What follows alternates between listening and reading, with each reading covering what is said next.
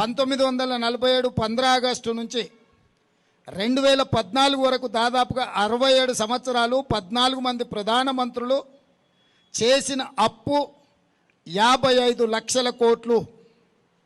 2014 నుంచి 2024 వరకు నరేంద్ర మోడీ గారు ఒక్కరే చేసిన అప్పు 113 లక్షల కోట్లు. 14 మంది ప్రధానమంత్రులు చేసిన అప్పు కంటే ఒక్క నరేంద్ర మోడీ గారే మోర్ దాన్ డబుల్, రెండింతల అప్పులు చేసిండు.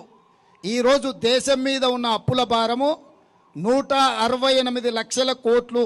168 లక్షల కోట్లల్లా 55 లక్షల కోట్లు 14 మంది ప్రధానమంత్రులు అప్పు చేస్తే 67 సంవత్సరాలు నరేంద్ర మోడీ గారు డబుల్ ఇంజన్ సర్కార్ ఎంత వేగంగా పరిగెత్తుతుందంటే 10 సంవత్సరాలల్లా 113 లక్షల కోట్ల రూపాయల అప్పు తీసుకొచ్చి ఈరోజు అప్పుల ఊబిలో ఈ నయా భారతాన్ని మొత్తము తాకట్టు పెట్టినరు.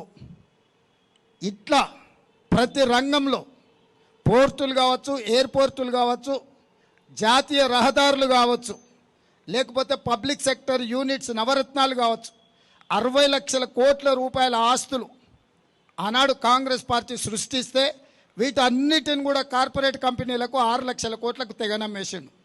అది ఎల్ఐసి నుంచి మొదలు పెడితే ప్రతి సంస్థను 60 సంవత్సరాలు కష్టపడి కాంగ్రెస్ కూడబెట్టిన ఆస్తులను మొత్తాన్ని నరేంద్ర మోడీ గారు 10 సంవత్సరాలల్లా మొత్తానికి మొత్తం కార్పొరేట్ కంపెనీలకు అమ్మేసి డబుల్ ఇంజన్ అంటే అదానీ ప్రధాని డబుల్ ఇంజన్ లాగా ఈ దేశాన్ని పట్టి పీడించి ఈరోజు ఈ దేశాన్ని దోసుకున్నారు.